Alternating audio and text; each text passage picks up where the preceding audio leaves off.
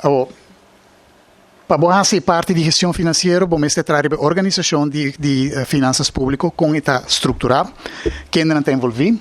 No, parte de sheet problema libera indicar que o quadro aqui não é tema aqui não há.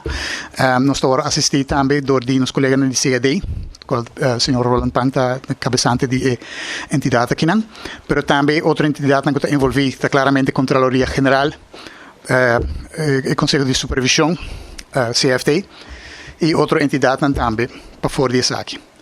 Então, a ideia está de parte de gestão para melhorar a estrutura e a função financeira do governo de Aruba de tal maneira que nós estamos chegando a uma certificação de conta anual e também que a qualidade de outra banda aqui não está melhorar. A qualidade de informação, a qualidade de conselho também.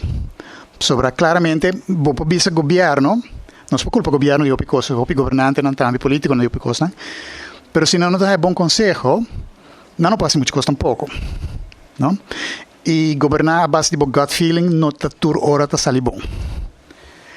Ok, que tema não envolvia aqui banda na parte de gestão financeira está regra de contabilidade, começou a atualizar, etc.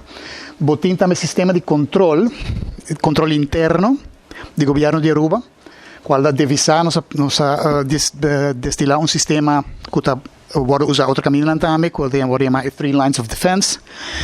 E também viram muito para agora que não tem detalhe, dizer, trazer autorização, mas também o tema de conta de uma responsabilização de inteira cadeia financeira. E também, de sua implementação, passo para passo, e aceita o link na agenda de execução, cada passo para passo, reintroduzir e reestruturar a administração financeira e o sistema financeiro.